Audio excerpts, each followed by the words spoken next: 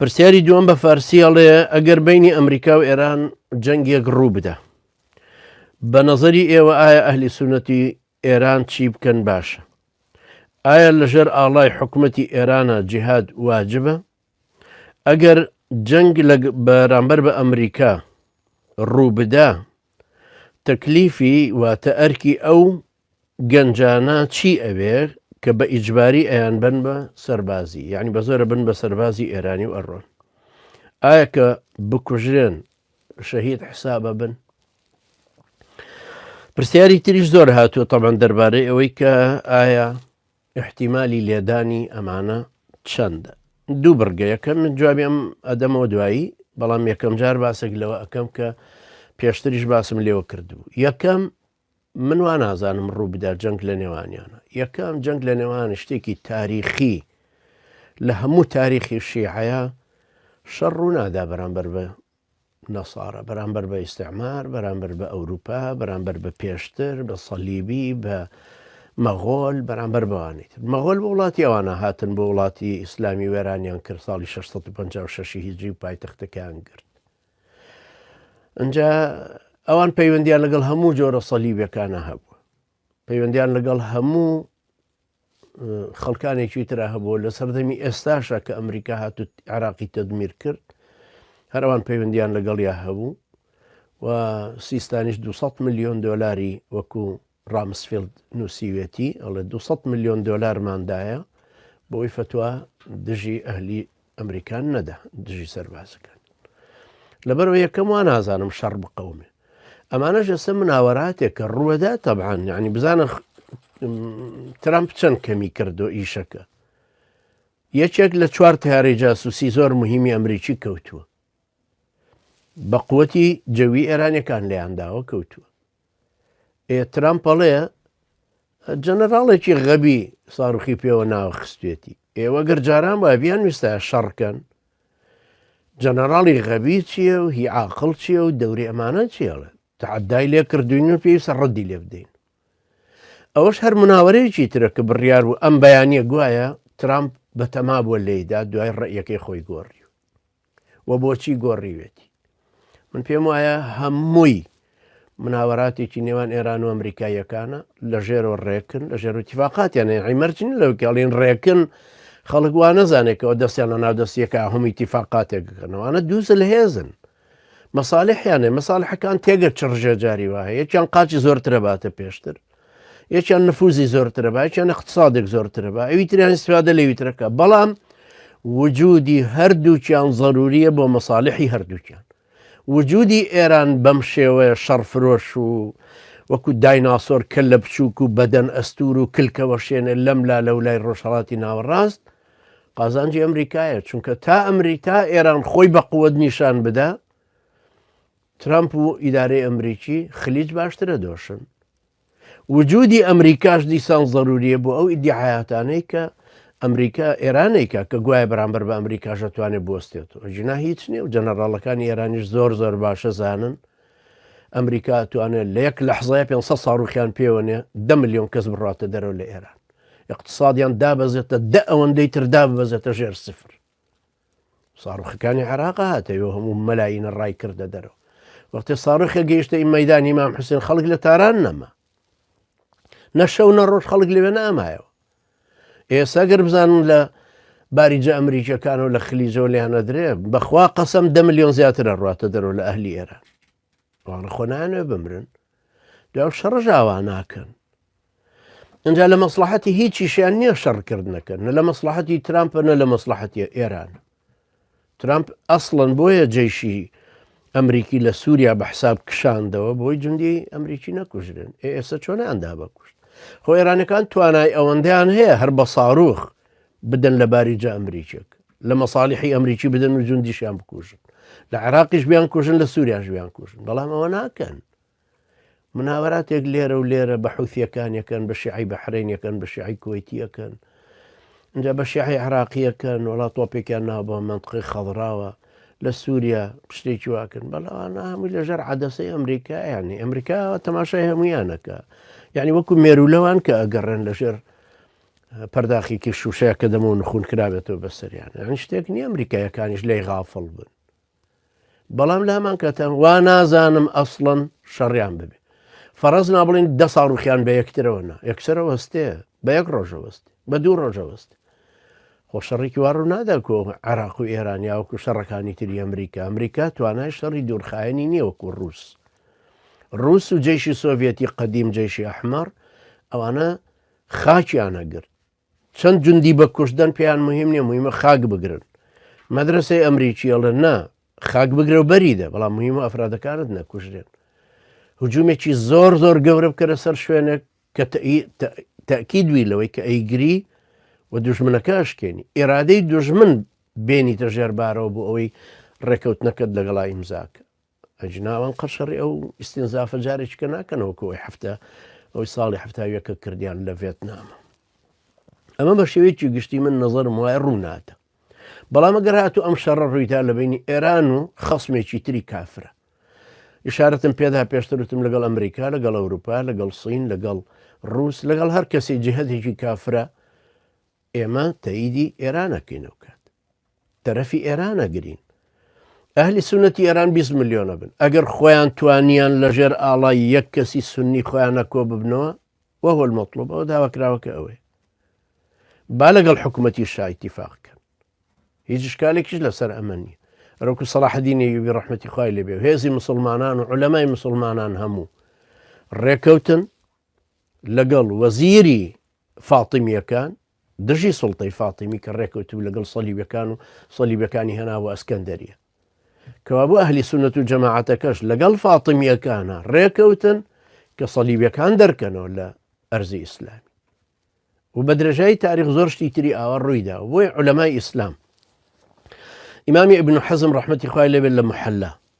کە باس لەوە ئەکاتەوە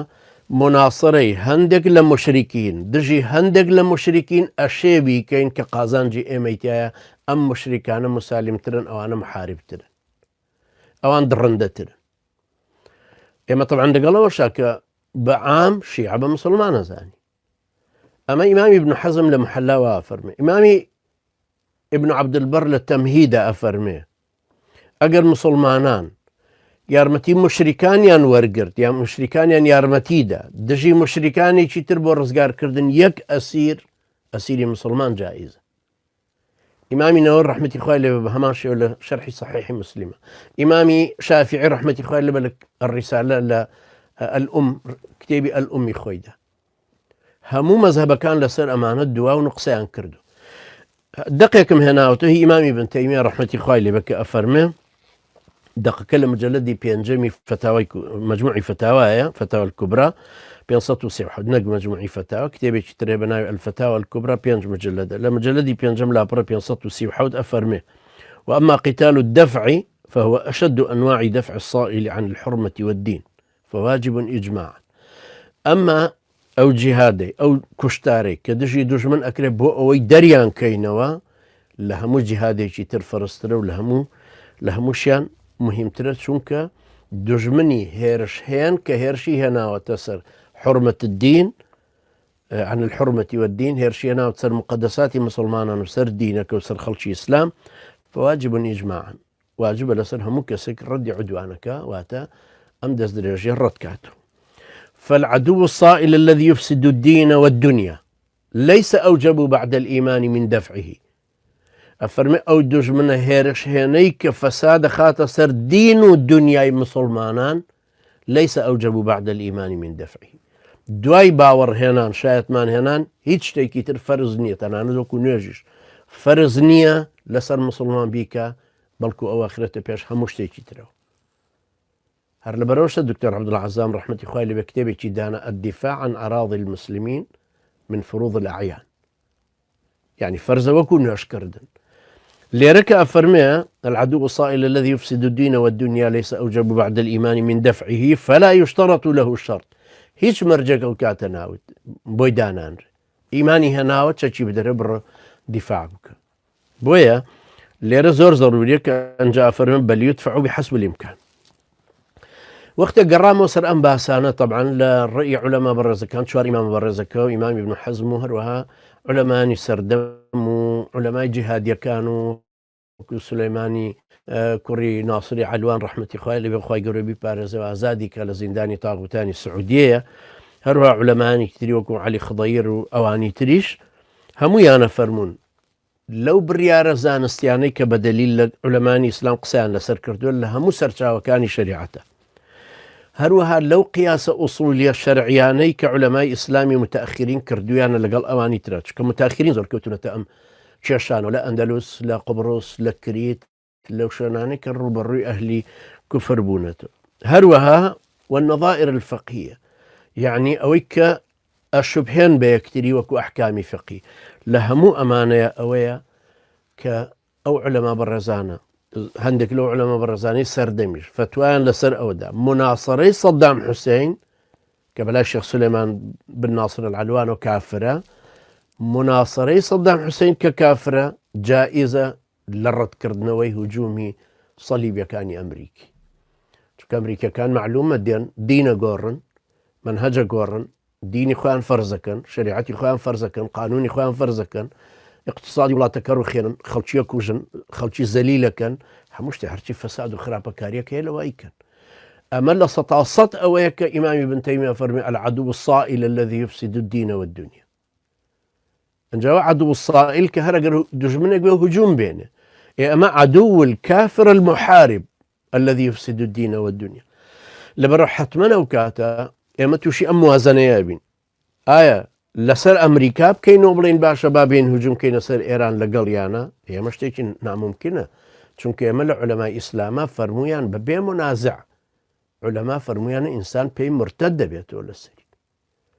هەرچی کەسێ داعمی ئەمریکایەکان بکە، ئیسرائیلیەکان بکە، وڵاتێکی پڕ احتیلال بکە ئاوە لەسەر وڵاتی مسلمانان، سین، میانمار، ڕووس، هەر کەسێکی ترکایە پێی کافرە بێ و ئەوەش ئیجماعی مسلمانانی لەسەر. لە سەردەمی ئەم سەردەمەی ئێستاوە کە دوای احتیلال خەڵک لەسەری دووە، پێشتر بۆ محەممەد بن عەبدولوهاب، پێشتر بۆ ئیمامی ابن القەیم ڕەحمەتی خوای لێبێ، پێشتر بۆ ئیمامی ابن تەیمیە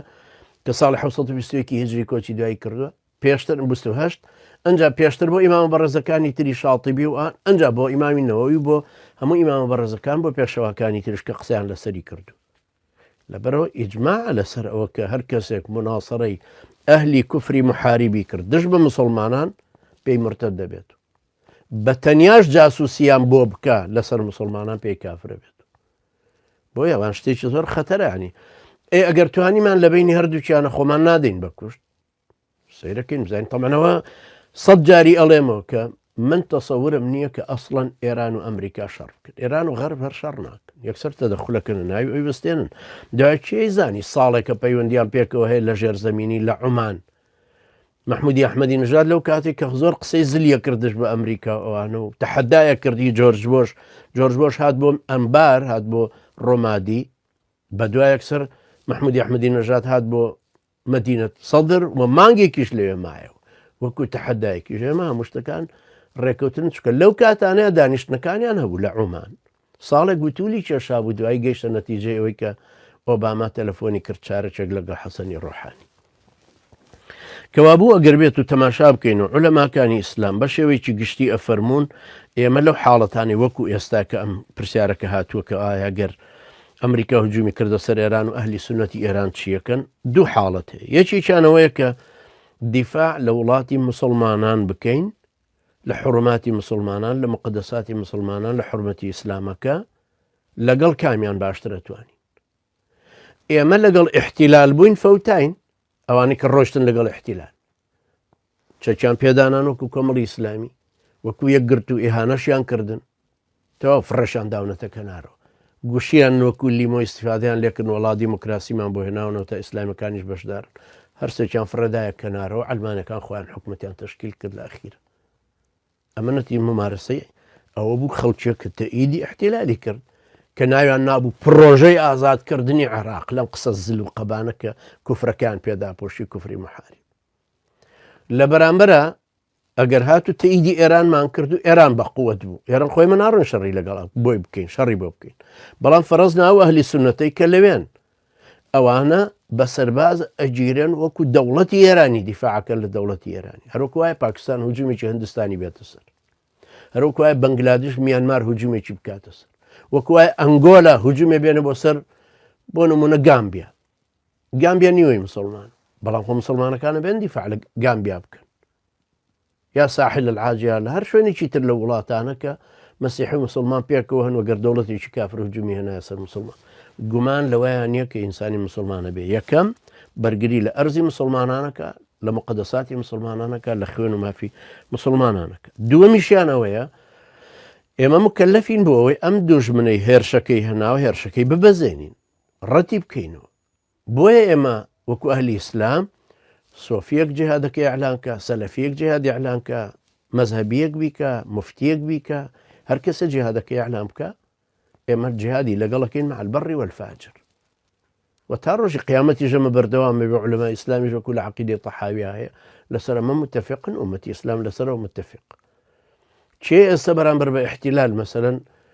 لە هەر شوێنەکە کە هەیە جیهاد بکە خەڵک بۆ هەیە تەئیدیەکە و بە تەئکید توکەوە تەئیدکردن لەوەیە کە